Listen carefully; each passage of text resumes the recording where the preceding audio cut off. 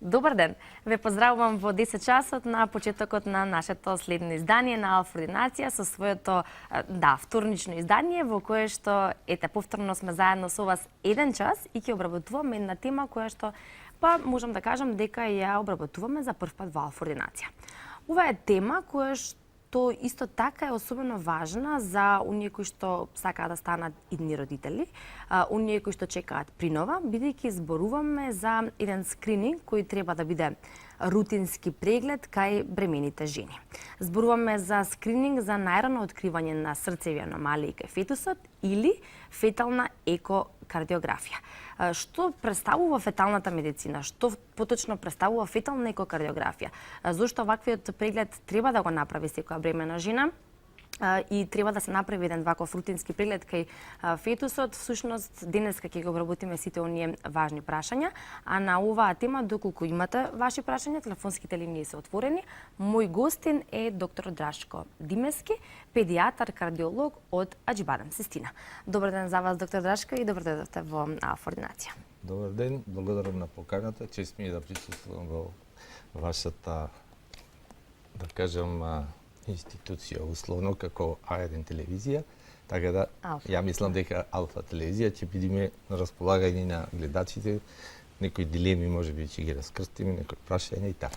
Така е. Мене ми исто задоволство, вие сте за прв пат кај нас, ваши колеги од Систина доаѓаат, разговараме за различни теми, но ова е една тема која што навистина треба да се обработи и како што кажав и на најавата е важна за оние кои што сакаат да станат идни родители или бремените жени, оние кои што во моментот се во таква влажена состојба и ги знаат сите оние редовни прегледи кои што треба да се прават, но ние ќе зборуваме за ваквиот скрининг кој што исто така го правите во Аџибадем Систина и веќе таму е редовен за вас, но сепак треба да биде редовен кај сите бремени жени, без разлика во која државна или приватна установа се прави.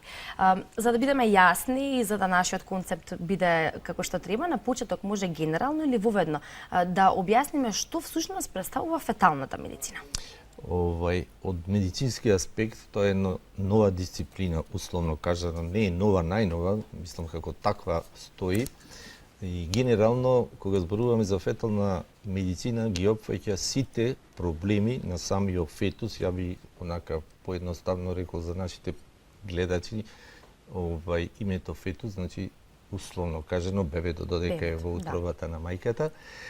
И медицина која де факто се занимава со најнови диагностики, третмани за време на интраутериниот живот на фетусот, кои треба да бидат безбедни во секој случај, значи да гарантираат една безбедност, една сигурност, како и од аспект на диагностиката, така и од аспект на третманите.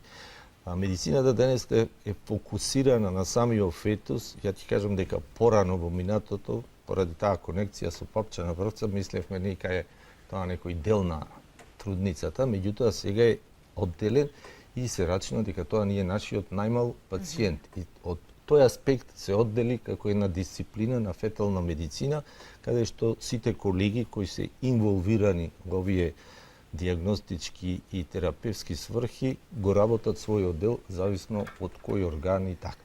Еден од тие делови е и феталната кардиологија, која припаѓа во таа диагностика и третмани, и можам да кажам дека сега се работи на тоа поле во сите дисциплини и ние се повеќе добиваме нови информации, бидејќи фетусот, условно кажано, во минатото бараше софистицирани опреми, високо диференцирани, мислам на резолуција на ултразвукот. Морам да кажам дека ултразвукот е неинвазивна метода.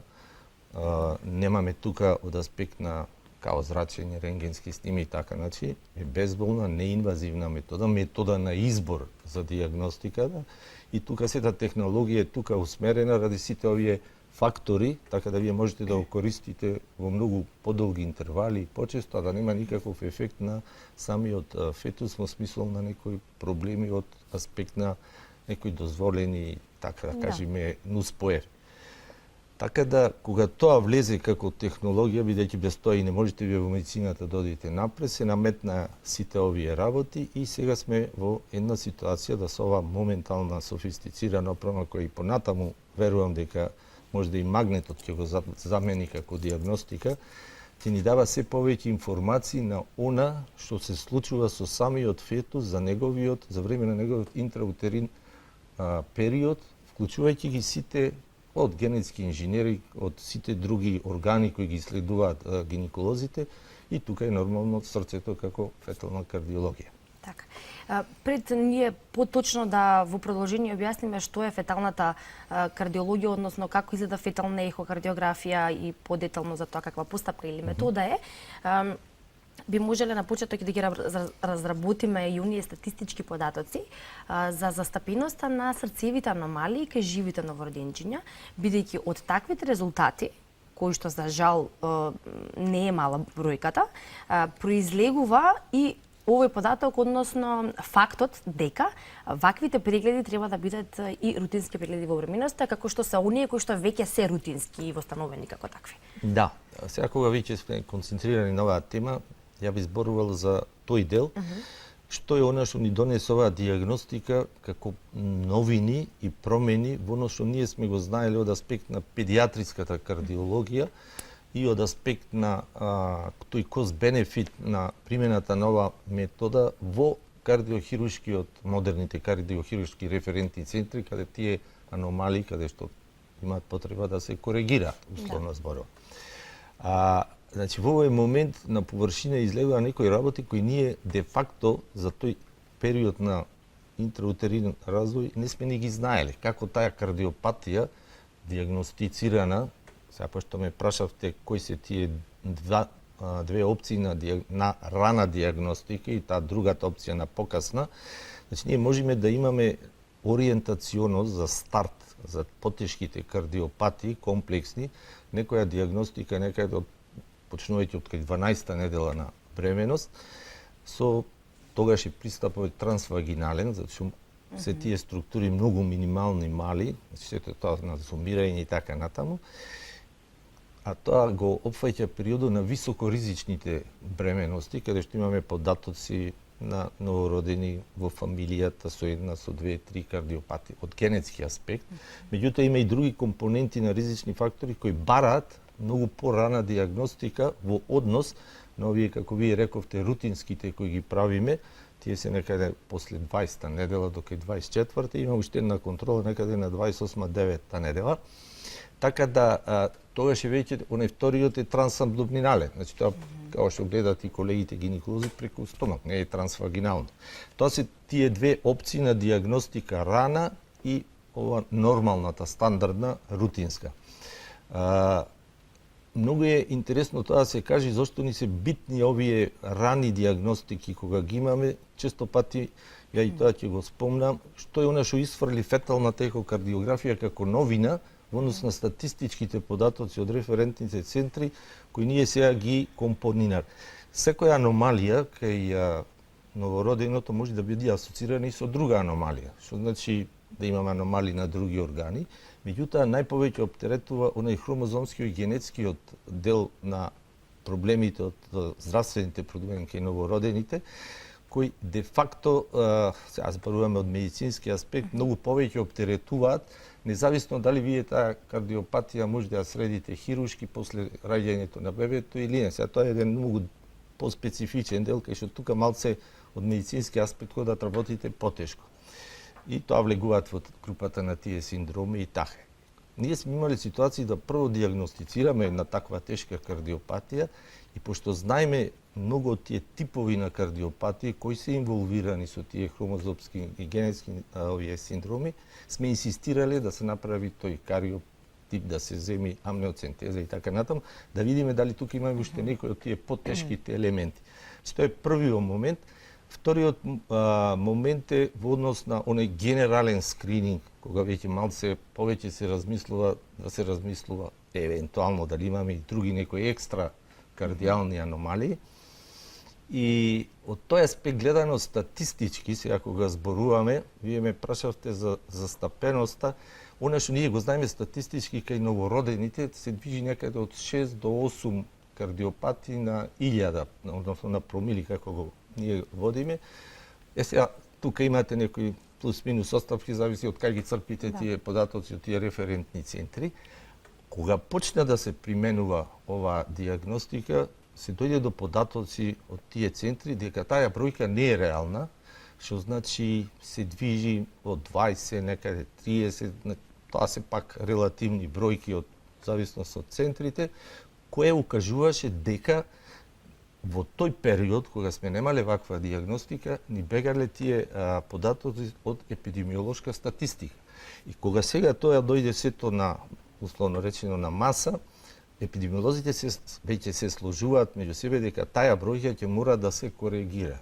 Размислувањата зошто ние тие овие податоци сме ги немале тогаш пред примената на таа диагностика се во принцип многу од нив бегале од евиденција, можда спонтани абортуси, не отишле на обдукција и така во тој смисол. Меѓутоа вие кога сега го гледате фетус интраутерино и ја гледате кардиопатијата, веќе влегува во статистика дека тој дали тоа ќе биде и ќе се породиме или ќе има спонтаса, веќе тоа е ирелевантно, али влегува како податок дека стои како бројка. И тука веќе се променија тие работи. И сега кога почне да се анализираат статистиките колку од нив се асоцирани со овие генетски, отиде бројката многу повисока од оние бројки кои ние ги имаме кај новородените. И второ исто така отиде и бројката повисока од асоцираните други аномалии на овие органи, да е таа бројка исто повисока со комбинација на кардиопатиите.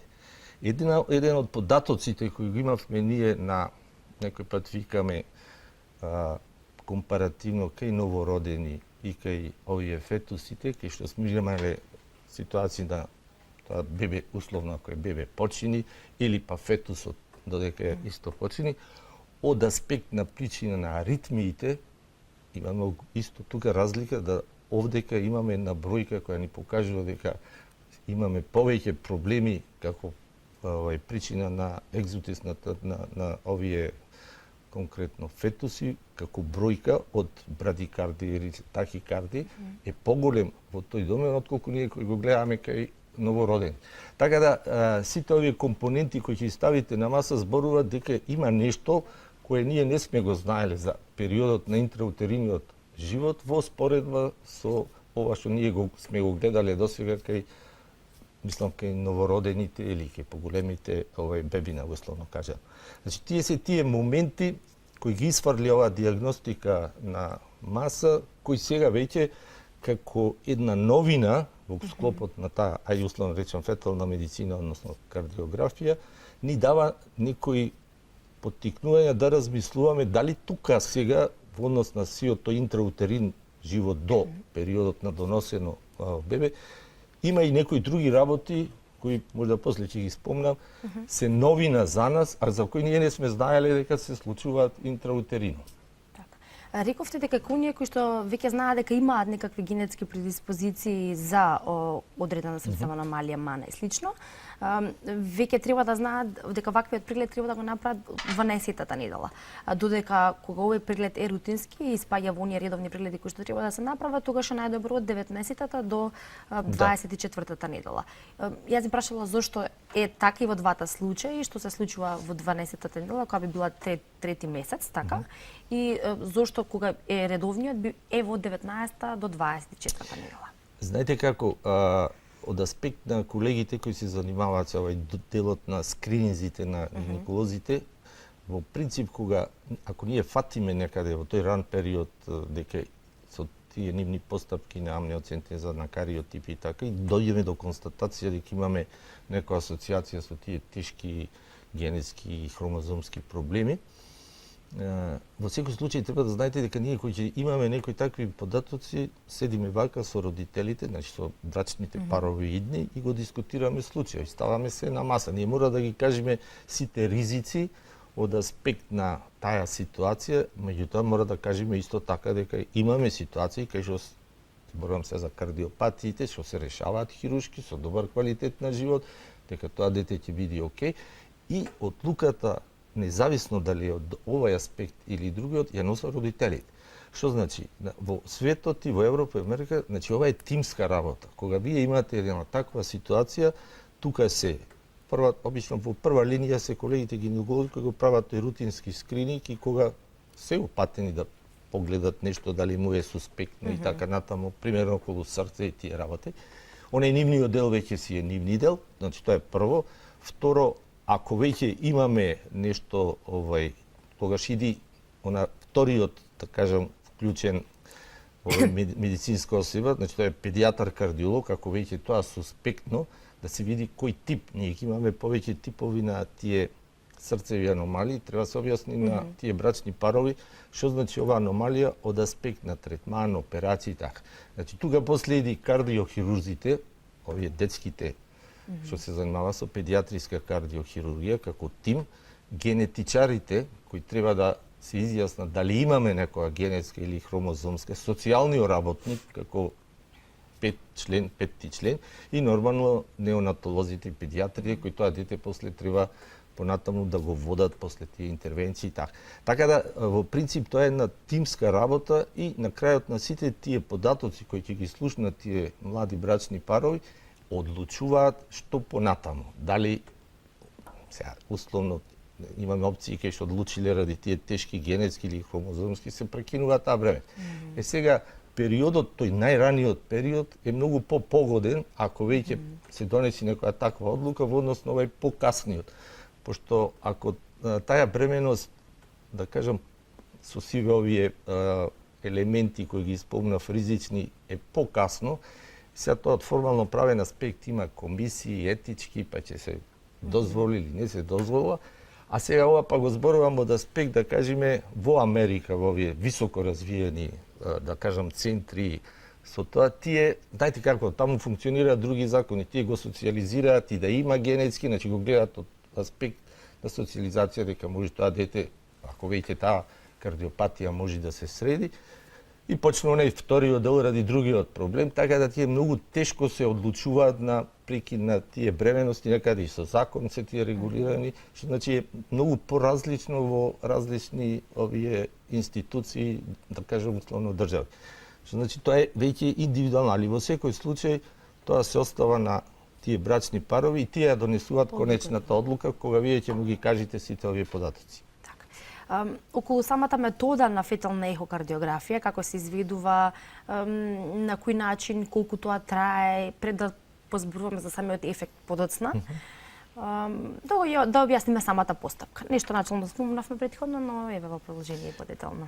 Да, значи тие се два методи во однос на технологијата, се користат апарати со висока резолуција, ги имате сега и 4D и така, и ја верувам дека уште се работи на уште пософистицирани, како што кажа пред малце, тенденцијата и магнетната резонанца во однос на тој пристап и гледање да ја замени, пошто е неинвазивна, нема ни магнет, ама ова е уште погодна за репетирачки прегледи, не е врзана со време, колку време ќе ги работите, бидејќи ние имаме ситуација, некој пат гемили, некој пат се 3 гемили, таа позиција на 2-3, кога имаме фетуси, малце е потешка, некоја гојазност на жените, значи бара да вие повторувате, да дојдете во еден момент да ги видите тие структури, тоа е минимално сето. Може да замислите 12 или 13 недела колкава е тој фетус, колку е срцето, како онако, па и вие да влезете во тие структури, да видите комори, предкомори, за листо, дали таа анатомија е во ред или има некоја аномалија.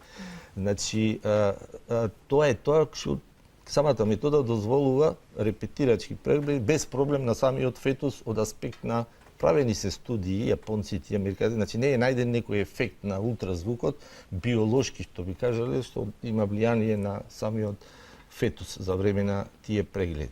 Вториот дел, овој кој го спомнав после 19-20, тоа се тие рутинските скрининзи, кога веќе нормално и срцето е поголемо и фетусот и од тој дел на резолуција и прегледи е поедноставен и она третата контрола која спомнав, имаме таму една ситуација, сега од анатомски аспект, зборувам за таа фетална циркулација, ни две комуникации кои де факто го одржуваат бебето во живот, додека е во утробата на мајката. И тоа се тие закони на таа фетална циркулација, кои се многу битни за периодот додека сме интраутерино и што на некој начин вие може да имате тешка кардиопатија за време на бременост, али благодарение на тие две комуникации, тоа бебе може да расте, да се развива, да се роди најнормално. Меѓутоа, каде е проблемот? Кога бебето ќе се роди, нивната функција завршува и тие се затвораат сами по себе кај сите беби. Сме имале ситуации да тој процес на затворање ни се случи интраутерино. И ако таа комуникација се затвори, ја блокира таа циркулација и тогаш веќе го загрозува на некој начин бебето. За среќа, знаеме тоа кога може, значи тоа е прилика ако веќе почне на таква ситуација, тоа е таа трета некаде околу 29-та недела и го пратиме тој процес како ќе се. Имаме начин како да интервениме. Најчесто одиме од тие податоци кои ги имаме статистички, кои се од сиве овие центри, околу 35-та би се случило дефинитивното затвор. Ние мора да го извадиме бебето, завршуваме со елективни царски, тоа бебе со таа гестација функционира, мислам, од аспект на нема најчесто потреба од некоја интензивна нега од респиратор и така, а секако таа комуникација се затвора кога ќе се роди, а сега пошто ни се случило, ако го ставиме со таа затворена комуникација и таа циркулација е блокирана и чекаме да кажеме условно од прилика, не знаеме кога ќе види термин, некоја може да види 39-та, може 40-та недела, тоа веќе ради тој проблем што се случил рано, веќе не ги прави тие проблеми. Нормално, кога ги имаме веќе тие податоци дека гледаме на тој доплер, колор доплер, дека таа е веќе затворена, одиме во сала, така сме среќни, и мајка и бебе сме завршиле она што треба да заврши. Али ако имате ситуација да тоа го пропуштите, не е често во секој случај, мора да кажам, поретко е, и да кажеме да дојде трудницата од прилика 7 дена пред пораѓај и онака као контрола што и нормално е кај колегите, ова веќе се затворило и онде денаш не слушаш срцеви тонови и сега проблемот како се е окей, а нешто се случи. Тоа беше повод да американците и англичаните, кога се појави, кога и тие не знаеа, зборувам со самата еволуција на оваа диагностика, го има овој проблем. И тие има една огромна студија, многу долга и години, ги ревидира. Тогаш имаше и видеокасети и цедина да видат снимани се сите, што се сето тоа случило во моментот кога се било окей и на крајот завршило онака како не. Тогаш ги открија тие моменти на тие две комуникации кои се затвориле во текот на бременоста. Некој ме прашува кој ќе правиме, кои биле причините, и тоа е сега, бара време да се анализира сета таа работа, и сватиле како статистички период, кога го тоа сето сумирале, дека е од прилика некаде околу тој период, околу 34, ако веќе дефинитивно се. Али процесот на затворање негде почнува околу 29. Таа се уште не е онака срасната валвула што затвора, има уште проток, ама негде во тој период веќе дефинитивно затвара и тоаш мора да се интервенира, мислам да не се остави тој фетус со тој затворен комуникација, затоа што ако, како што кажав, се чека терминот, е касно.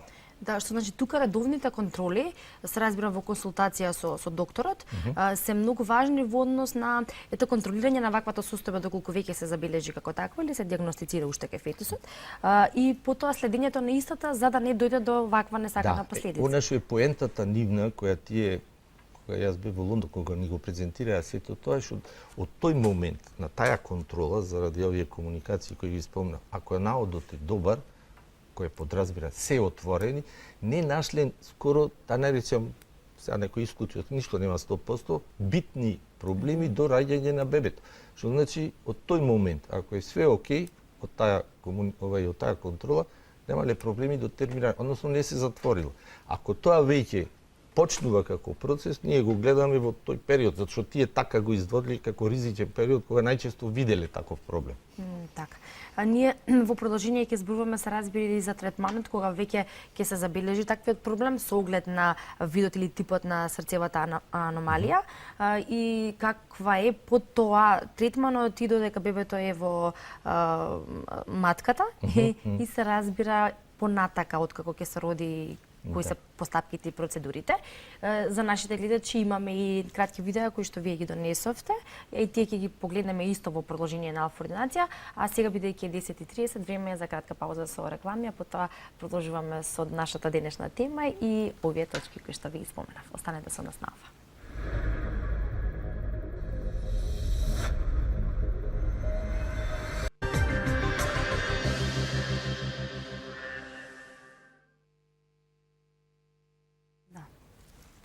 Продолжуваме со денешната тема, зборуваме за скрининг за најрано откривање на срцеви аномалии кај фетусот или фетална екокардиографија. Подсетувам, зборувам со доктор Драшко Димевски, педијатар кардиолог од Аџибадем Систина.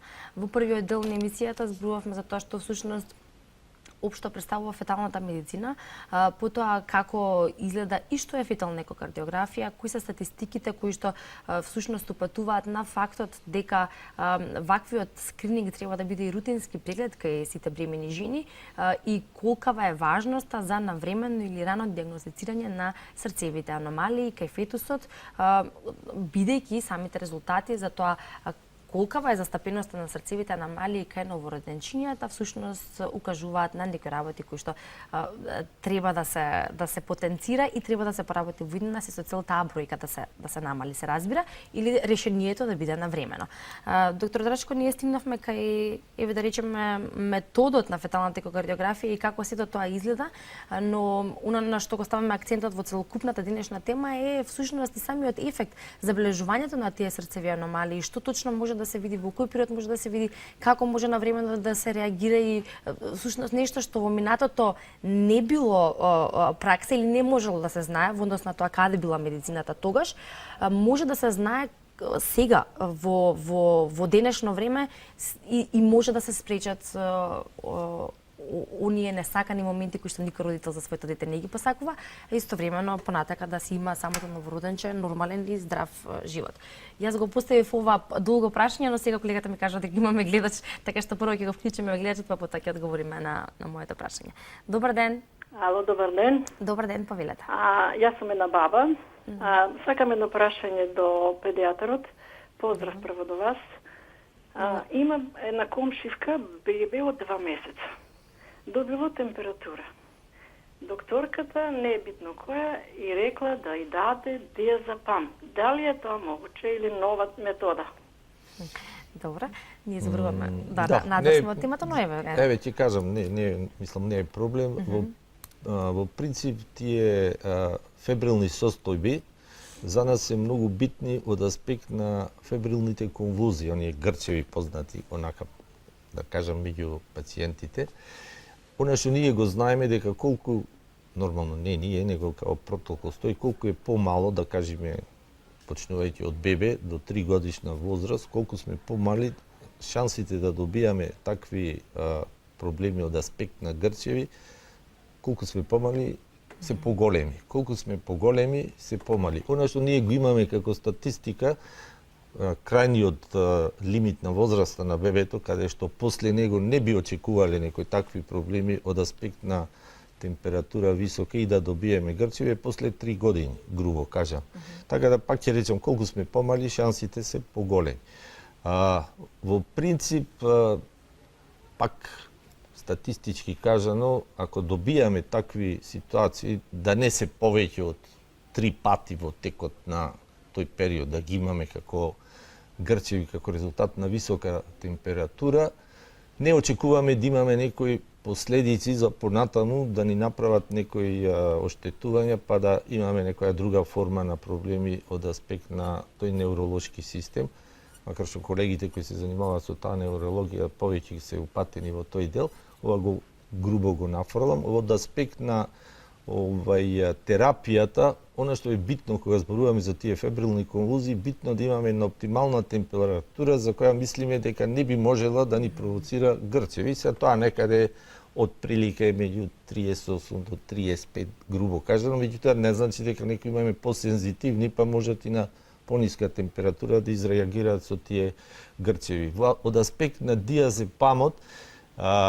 како седатив, го препорачуваат педијатрите кога имаме тие фебрилни вирози на 39 и 40 као превентивно, али пак ќе кажам, причината е температурата. Ако не успееме да ја држиме таа температура со препарати, дали се парацетамол и бупрофен, не е битно, испод она лествица кај што ние критична за да добијаме, ние сме завршиле поголема работа од однос на ова другото. Значи, логиката е, немаме ли температура, не би можеле да добиеме тие фебрилни конвулзии, бидејќи температурата во принцип е причина. И сега тука влегуваат малце туширање, масирање, отколку да можеме да ја повеќе течност и да тоа ниво на температура го одржиме на тој, додека обично вирозите се како број 1, помини тој налет на вирусот сега, дали ќе биде 2-3, ги имаме различни типови колку биде, али контролирањето на температурата е битниот фактор за да не би дошле, затоа ги викаме и фебрилни. Значи, поради фебрилност ги добиваме тие.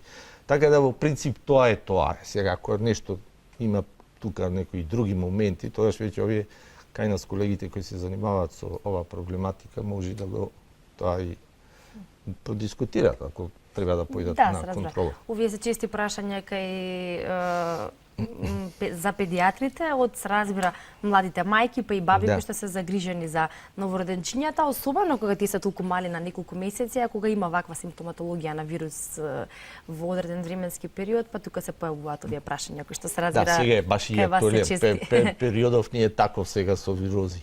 Така е. Верувам дека дадовме добар одговор за нашата гледачка и продолжуваме на нашата тема или она што го споменавме кај најчистите срцеви аномалии. Да, ова сакам само да кажам, пак ќе се повратам на тој кост бенефит на оваа диагностика која ни исфрли пак некои податоци од аспект на застапеноста на некои типови, веќе спомнам некои 2-3 типови на кардиопати, статистички гледани, на нивната застапеност која сме ја знаеле кај новородени и она која го исфрли оваа диагностика како бројка колку биле. Она што кажав, што прибегали од статистика.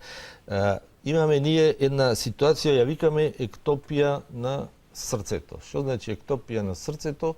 Кај тие фетуси имаме дефект на градниот кош, отворен, и тоа срце веќе излегло во плодовата вода. Значи е надвор од позицијата кај што треба да биде, што е многу раритет кој ние сме го виделе кај новородено.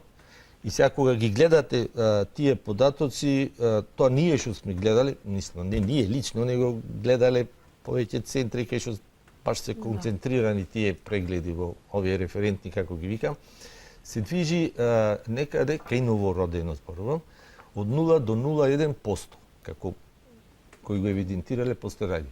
Меѓутоа, со примената на таа фетална интраутерина диагностика, таа бројка се движи од 7,7%, што значи огромна разлика е од она што ние сме гледале реално после раѓање и од она што тие гледале интраутерино.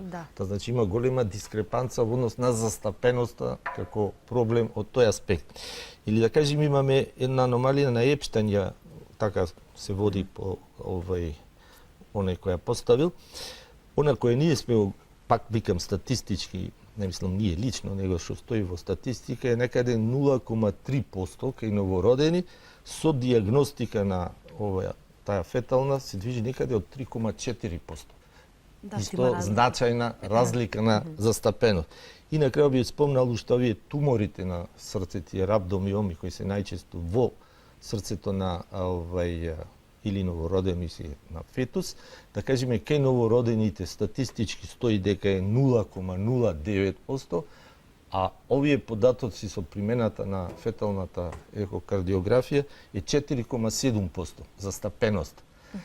Тоа е тој момент генерално кажано кој зборува дека со вакви некои статистички податоци, значи ние де факто реално имаме повеќе проблеми од аспект на кардиопатии од она што ние го знаеме, она што спомнав од 6 или 5 до 8 промили така. Така да пак ќе речам тие епидемиолози кои се занимаваат со таа статистика веќе се сложуваат меѓу себе дека нешто ќе мора да се менува околу тие податоци за застапеноста, генерално зборувам за овие кардиопатии или проблеми, дали се тоа сега нормално не се само кардиопатиите, ние ги гледаме од аспект на кардиологија и аритмиите, пошто тие аритми се како аритми кога вие ги гледате исто како и кај новородено. Меѓутоа и нивната застапеност е поголема со кај сме ги диагностицирале во однос на ова што ние сме гледале постнатално. Во однос на онаа предност која што има феталната ехокардиографија и кога ќе се забележи во оној редовен термин, да речеме, на самиот скрининг од 19 до 24 недела, значи не зборуваме за оние кои потенцијално имаат проблем, зборуваме кога редовно се прегледува без разлика, значи дали ќе се диагностицира нешто, ќе се види нешто или не, доколку се забележи. Како понатака изгледа текот на бременоста од овој аспект во однос на контролирање на самата состојба во забележувањето на таквата срцева аномалија? Ова е многу битно прашање кое сега е, да кажам условно, као хипотетички. Секој пат сите работи кои се новини се хипотетички, додека практично не се докажи и потврди дали таа хипотеза е точна на она што размислуваме или не е точна. Значи, зборувам за фетус сега, зборувам за тој дел. Има веќе студии кои пак се викам предмет на анализа, нормално треба да се собери една поголема група за да тоа се потврди или не. Првата студија, тоа веќе, да речем, скоро готово и потврдена е, дека една тешка аномалија на комплексна, на срце кај фетусот, а една од потешките ние ја викаме хипоплазија на левата страна на срце, која подразбира неразвијаност на лева комора, залисток, предкомора, аорта, значи во однос на деснава страна на сите исти тие структури.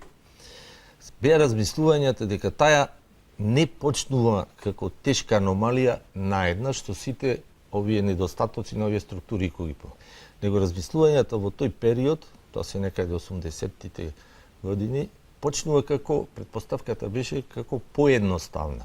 Што значи поедноставна? Поедноставна сметаа дека таа почнува со стеснување на залистокот на аортата. Ние ја викаме таа критична валвуларна аортна стеноза.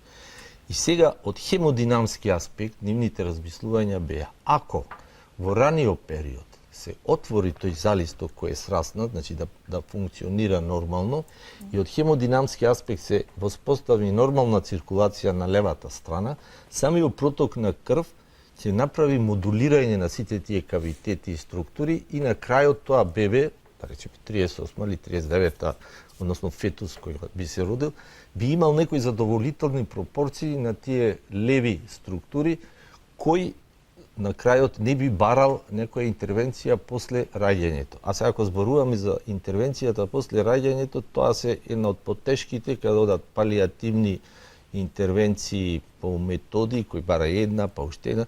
Со други зборови на крајот сега, барем за сега, се чека трансплантација, да се одложи сето тоа, да на крајот, ако по тие банки кај што тие органи успеаме да има. Ја кога бев во Бергамо, имав таква среќа, само што појдов, тоа беа 90-те години, се роди едно бебенце со масивно крварење во мозок, не може ништо да направи, меѓутоа во исто време се роди едно со хипоплазија, недиагностицирана претходно, беше не знам од каде дојдено.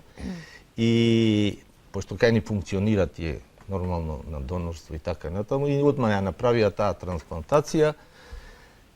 Па негде 2 години помина трчено детенци, ова сестрата што е во ходникот, доктор рече, го гледате тоа дете, го гледам, го познавам, не можам да се ја некои 3 години бев таму. Абе, вели, се сеќавате кога дојде отише на почетокот што правевме трансплантација, ми текна за ситуација.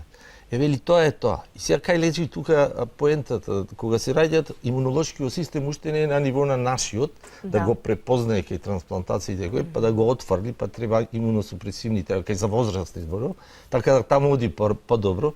И гледате една ситуација што стварно вака импресивно делува да вие, добро, сега беше коинциденција, некој пат не може, затоа што тие банки дали одговараат, не е битно сега. Но сепак постои примерка кој што кажува дека е возможно. Значи го кажувам ова како би завршила оваа кардиопатија, сега ќе се вратиме на првото, доколку не е диагностицирана. И сега кога тие сфатија дека таја почнува со оваа диагноза, одлучуваат, нормално со договор, подпис на мајката и објаснуваат каква е работата, мислиме дека можеме да постигнеме да овој фетус не развија хипоплазија до крај, и постапката е со интервентна кардиологија, тоа е балон дилатација, влегуваат со пунктирање на абдоменот на мајката, на матката, на градниот кош на бебето и влегуваат со тој катетер со балонче, нормално бебе успее. Ја не знам, тоа беа првите почетоци како го седира анестезиот, мора да биде мирно да не мрда за да тоа се миниатурни работи. И успеа да го лоцираат тој катетер со балончето, го отворија и како го отворија и вие гледате тие 3 залистоци на самата валвула кои се слепени и како го пуштите, ги отворите и почнуваат да работи и гледате како циркулацијава почнува да функционира. За сета, мислам, тоаш почеток како вака импресивно, тоа дете се роди некаде, бебе да речам, 38 недела и разви еден кавитети кои беа задоволителни, да нема потреба од трансплантација нешто, и де факто сега кога се слушаме функционира супер.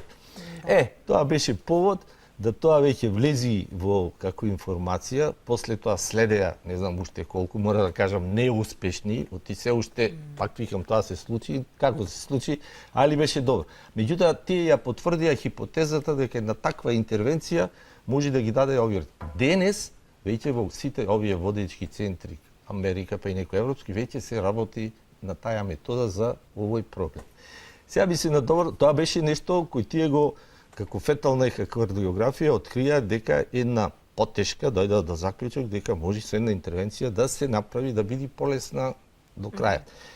Сега дојде еден нов момент пак на тие податоци од пратење на тие покомплексни кардиопати, ние го викаме тој атриовентрикуларен септален дефект, значи имаме дефекти и на валвула и на преграда на не е битно да не ја опишувам, и ја диагностицираат во рана бременост, таа е таа комплексна кардиопатија и нормално беше тоа некој случај од Америка, нема прекинување, кај нив е така сето тоа и сега овие ја пратат како ќе се одвиват, пошто ја знаат, се спремат за да ја интервенираат, се интервенира после раѓање со хируршки, не е проблем. И во еден момент констатира некаде таму на 36-7 недела дека отворот, тој позначајниот на преградата на коморите се затворил сам по себе. И сега од една посложена кардиопатија добивате поедноставна, па за хируршки аспект таа е многу полесна на овие на хирурзите. И сега се постави дилемава дали ние кога ќе кажеме види имаме ова и де факто значи нема шанси да се тоа реши само по себе интраутерино. Значи не сме знаеле и ќе мора да се опе. Сега имаме ситуација дека тоа самиот организам на фетусот го решува интро. Тоа беше предизвик за еден од најпознатите англичани Боб Андерсон кој се занимава со таа проблематика на диагностицирање на обдукции на тие срца, да тој констатира дека процесот на затворање на тие отвори кои ние го гледаме кај новородени е исти како и кај фетус. И сега тука е дилемата, значи ние сега мора да внимаваме и да гледаме, да пратиме дека може некој од потешка, па сега да помини во полесна, сама по себе, без интервенција. Така да се уште сето е тоа во игра, се прати, се гледа и ќе се донесуваат ставови што за понатаму и како. Так, ние имаме неколку кратки видеа кои што вие ни ги донесовте, како што ја најавив, нели? Доколку од режијата може да ги пуштат, да ги видиме накратко и да ги прокоментираме. Добро, ова е еден случај на тој што го спомнав атриовентрикуларец. Сега далеко е, не може се за колеги, мислам и за аудиториумот кој гледа, значи се работи за тој дефект кој го викаме, али е придружен уште со една комплексна кардиопатија кој знае доди и во оваа комбинација и сама со транспозиција на тие крвни садови, што значи аортата која треба да излегува од левата комора, излегува од десна, ова од друга и тој дефект кој го спомна пред. Ова е тој случај на ектопија што го викаме, значи тоа срце ради голем дефект на градниот кош е излезено во плодовата вода на мајката и тоа е исто од овие најретките. Ова е еден случај на хипертрофија на миокардот, на хипертрофична кардиомиопатија, значи интраутерино, тоа се најчесто кај колагенози, мајки болни, значи тоа си има веќе и друга етиологија која го гледаме, ама може да биде и од друг аспект како етиологија. Ова е таа хипоплазија која ја спомнувам, кај што едната комора, таа десната и предкомора си се окей, ама левава страна е сета намалена, вклучувајќи и таа аорта, за која сега пред малце го дискутиравме како случај, кој сега веќе така овие центри го работат во смисол на интервенција со ова што пише со ова. Сега нема дека добро, не е уште тука стоиме на истиот случај. Да, имаше уште еден случај на тумори во срце. Тоа.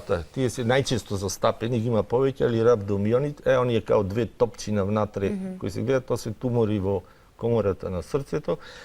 Овај као случај се многу битни да се направат тие генетски, значи најповеќе знае да оди со туберозна склероза, тоа е заболување кое е системско и кое треба да се внимава затоа што е многу тешко за понатаму во тој аспект. Меѓутоа, ако нема па туберозна склероза, тој скрининг е добар, пошто нивната хистолошка градба е нежна, со тек на време може сами да се на некој начин као сугереста е така во околни, само по себе да се повлечат, доколку не прават некој проблем за периодот додека се присутни. Така да. Ќе се вратиме на, да речеме, првиот дел во емисијата, каде што по една самата најава, каде што споменав дека всушност важноста на ваквиот преглед кажува дека всушност ваквиот преглед треба да биде рутински. Сега, за жал, кај нас не е секаде ваквиот преглед рутински, тоа веројатно сега за сега е оставено на иницијатива на мајката или родителите да го направат овој скрининг се со цел да биде секако што треба, без разлика дали постои некаков процент на ризик фактор или генетски фактор или не. Во однос на она што сега се случува кај нас или на поголемиот процент на бремени жени кои што ги прават рутинските прегледи, ги знаеме кои се, без овој. А постои срцева аномалија и таа истата се гледа по раѓањето на детето, односно кога веќе е живородено детето и поминува одреден временски период, недела, 2-3. Што тогаш се случува? Значи, кога се забележува од страна на родителите? Како, на кој начин? Кои се симптомите кои што кажуваат на тоа и што се случува подоцна? Веројатно и тоа е прашање кој што ги интересира нашите гледачи и оние кои што се во таа ситуација, бидејќи ваквиот преглед може да го направат во, како што кажавме, болницата во која што работите Џебедем Систина, но на друго место сепак не е како редовна процедура, односно преглед. Во принцип, некои патете, самите пациенти комуницираат и меѓу себе. Ако веќе таа информација не му е пласирана од матичните гинеколози, пошто ги имаме и приватни и така натаму, па ќе дојдат, слушнале, блиски, пријатели, ќе реализира.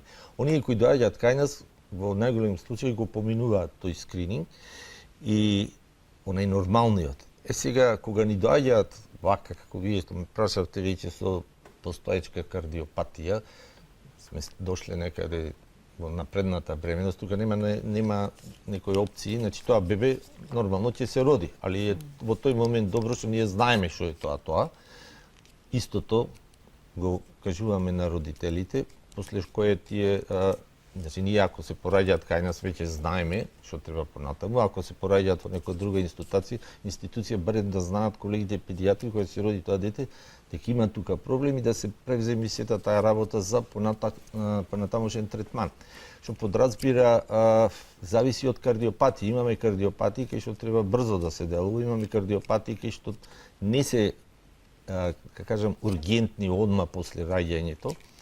Имаме поедноставни со тие дефекти на комори, предкомори, на преградите кои сами се затворат. Значи ние може да процениме кај имаме шанси за тоа, кај немаме шанси за од тој аспект, макар што тој процес на затворање на тие комуникации, посебно на преградата на коморите, јас сум ги гледал и не сум ги гледал, него сватив дека постојат, како го спомнав во Пандерс, дека се одвиваат и за време на бременост. Самиот организам на фетусот сака тој недостаток да го компензира, значи да го затвори отворот. Сега тоа е едно ткиво кое налегнува на тој отвор, али проблемот е во тој преглед за тој период, пошто притисокот во десната комора е нешто повисок и тоа ткивот ви го турка на самиот отвор, а не е затворен органски де факт, и вие мислите дека е цела преграда. Кога бебето ќе се роди, се менуваат притисоците, расти на левата страна и сега тоа ткиво која не е страснато ви го турка. И вие гледате дека де факто имало дефект, ама не сте можели да го видите ради во моментот што бил импровизира затворен. Не е битно, мислам се коригира хирушки и така натам. Сакам да кажам какви се сега тие моменти на кои мора и тука да размислувате. Ако е кардиопатијата од ургентен тип, а веќе ја знаеме, ако ја знаеме пренатално, си знаеме. Меѓутоа, ако ја што се случува, да кажеме, после раѓањето, а не сме знаеле, не била на скрининг, а веќе бебето има кардиопатија. Да. Каде е моментот? Се додека тие две комуникации кои го одржуваат бебето во живот, додека е во утробата, тој дуктус и тој форамен овале, бебето нема проблем. Значи, тие компензираат, бидејќи после раѓањето, кај сите бебина, нивната функција завршува и тие се затворат. И веќе бебето нема компензација да го одржува во таква кондиција, аспект како кога сме биле во утробата, него веќе почнува да се манифестираат сите симптоми на самата кардиопатија. Колку потешка, толку побрзо. Тоа подразбира имате генерално болно дете со цијанози, со проблеми од дишење, значи и ние во таа ситуација кога се прават сите тие прегледи, од секој аспект се прегледува, меѓу кои и срцето, да видиме да не ова што ние го имаме болно дете со таа симптоматологија е поврзано со некоја кардиопатија. Не значи дека мора таа симптоматологија која ќе биде дека е кардиопатија, може и белодробна да е, може и од друг аспект да е, али мора да се направи тој преглед. И сега во зависност од диагнозот, ако е веќе кардиопатија, нормално тука и кај нас веќе почнуваат да работат, се консултираме и со нив како што веќе си го превземаат случајот од аспект на доменот најповеќе на кардиохирурзите, како би се решавало што се тоа е тоа. Од типот на срцевата мана или срцевата аномалија која што ќе се види понатака зависи и самиот третман. Освен хируршки третман, исто така. Да. Знам. Што друго може да значи во третманот на кардиопатиите имате интервентна кардиологија како опција и она што подразбира хируршки, тоа е на класична кардиохирургија каде се отвара граден кош, се оперира, се средуваат сите тие, бидејќи вие некаде ке тие комплексни кои ги викаме, може да имате неколку ситуации кои што треба да ги коригираат од аспект на анатомијата, дали се залистоци, прегради, артерии, легуваат тука се. Зависи од типот на кардиопатијата. Сега, кај овие поедноставни во наводници, сега викам, со воведувањето на интервентната кардиологија, најчесто се тоа затварање овие комуникации, кажеме тој форамен овале кој ни е нормален за време не се затвори, значи не е правило.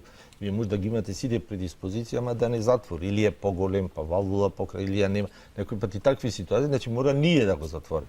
И сега тоа се затвора со интервентна кардиологија, се влегува со катетер, ги имаме тие чадорчина, како девајс ги викаме, со кој вие би го затвориле, и после тоа, као и да не било, функционираме најнормално. Исто се однесува и на тој дуктус, ако не се затвори, може да го затворе. Сега ние, тој дуктус нас не е многу проблематичен кај новородените недоносени, пошто таа недоносеност има и своји други компоненти кои ни го одлага затварањето ради незрелоста на новороденото, да мора ние прво да пробаме конзервативно да покушаме, пошто ни прави проблеми како комуникација, ако не се затвори во целокупната состојба на новороденото, на интензивна, да го затвораме или медикаментозно, ако не успееме, тогаш хируршки со подврзување би го затвориле во тој аспект. Тие се тие како интервенции од аспект на класичната детска кардиохирургија и интервентната кардиохирургија. Меѓутоа, проценката дали вие ќе успеете со оваа поедноставна метода да не е она класична, него да е интервентна, има предуслови кај вие можете тоа да го направите од аспект на отворот, погоден, позиција, големина и така. Некаде дозволува, некаде не, ако не може, тоа ќе се оди па на овој класичниот тип на затварање.